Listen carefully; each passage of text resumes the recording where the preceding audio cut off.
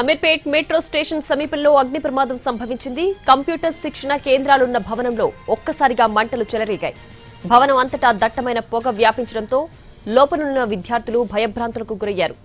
కొందరు విద్యార్థులు కిటికీల నుంచి బయటకు దూకేందుకు ప్రయత్నించగా అక్కడికి చేరుకున్న అగ్నిమాపక సిబ్బంది, పోలీసులు వారిని క్షేమంగా కిందకు దింపారు.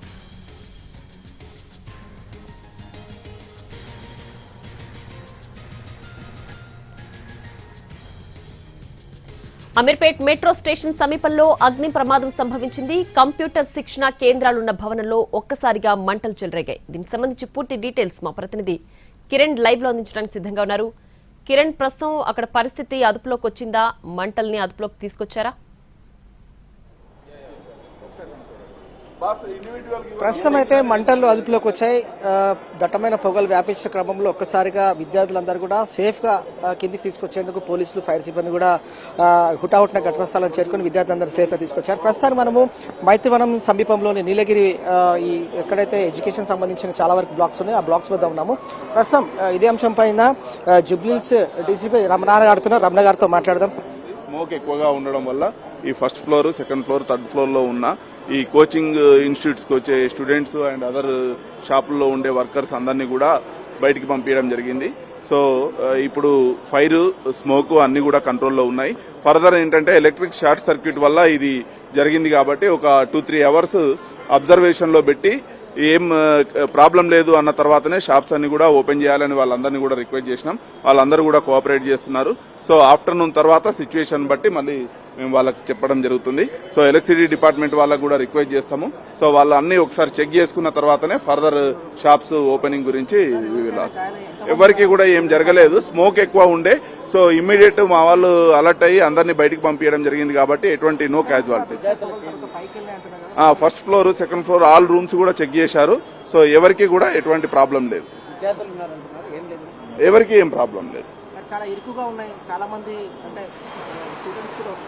సో ఇదంతా కమర్షియల్ ఏరియా, మీకు అందరికీ కూడా తెలుసు. అమీర్పేట, మైత్రివనము ఇవన్నీ కూడా. సో ఇక్కడ ఇవన్నీ కూడా చాలా ఇన్స్టిట్యూట్స్, షాప్స్ అవన్నీ ఉంటాయి కాబట్టి చాలా మంది ఎక్కువ డెన్సిటీ ఆఫ్ పీపుల్ ఉంటారు కాబట్టి ఈ ఫైర్ కాగానే మా వాళ్ళందరూ కూడా ఇమ్మీడియట్ అలర్ట్ గా అయ్యారు. సో ఇమ్మీడియట్ వచ్చి ఇక్కడ ఉన్న వాళ్ళందరినీ కూడా క్లియర్ చేశారు. మా కంట్రోల్ రూమ్ వాళ్ళందరికీ కూడా చెప్పడం జరిగింది. అదర్ డిపార్ట్మెంట్స్ కూడా ఇమ్మీడియట్ ఇన్ఫర్మేషన్ ఇచ్చి అలర్ట్ చేయడం. కంట్రోల్ అయింది, బట్ ఫైర్ యాక్సిడెంట్ కాబట్టి 1-2 సార్లు క్రాస్ చెక్ చేసుకున్న తర్వాత we will allow to open shops.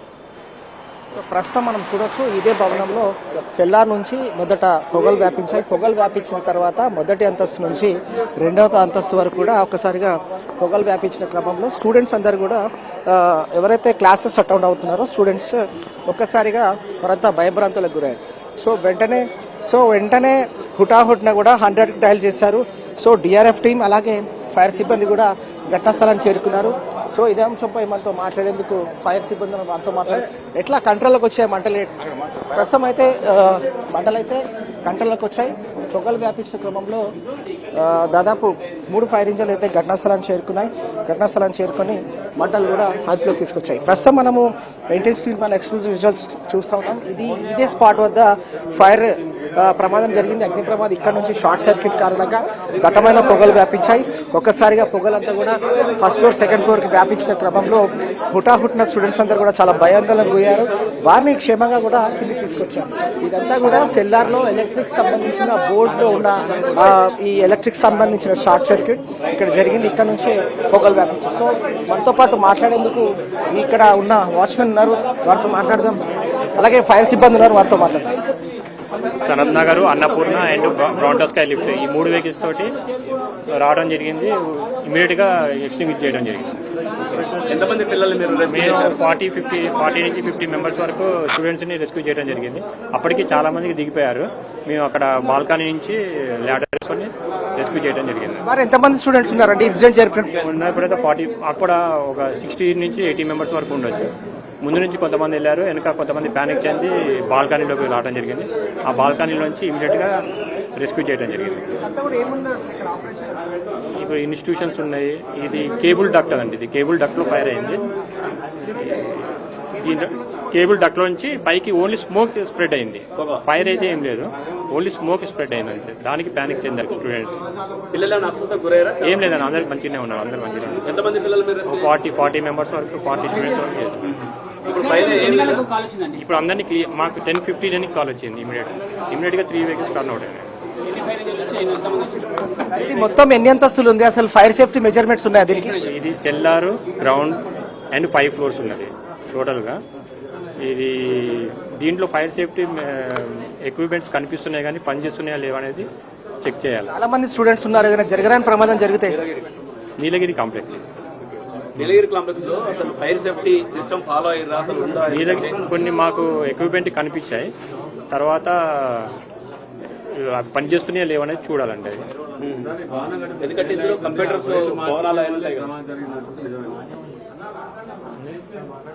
అందులో అంటే ఏ ఇన్స్టిట్యూట్ ఉన్నాయి ఇందులో? కంప్యూటర్ సంబంధించిన ఎవరెవరు ఉన్నారు? కంప్యూటర్ ఇన్స్టిట్యూషన్స్ ఎక్కువ ఉన్నాయండి.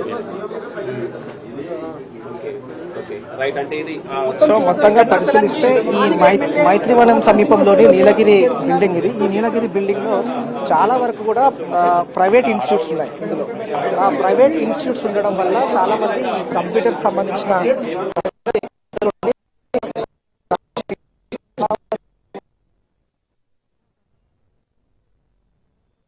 మైత్రివనం సమీపంలో ఉంటుంది.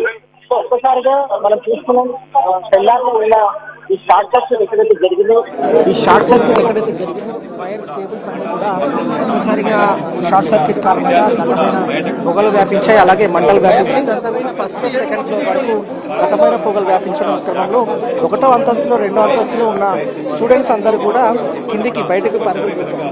సో ఒక్కసారిగా పరుగులు తీసిన క్రమంలో 4వ అంతస్తులో ఉన్న ఇన్స్టిట్యూట్ లో కూడా కొంతమంది విద్యార్థులు చిక్కుకున్నారు. వారిని క్షేమంగా బయటకు తీసుకొచ్చేందుకు ఫైర్ సిబ్బంది, డిఆర్ఎఫ్ సిబ్బంది, పోలీసులు, ఫైర్ సిబ్బంది అందరూ కూడా శ్రమించారు. స్టూడెంట్స్కి ఎవరికి కూడా ఎలాంటి గాయాలు కాలేదు. వారందరినీ కూడా సురక్షితంగా క్షేమంగా బయటకు తీసుకొచ్చారు. పైన చిక్కుకున్న వారిని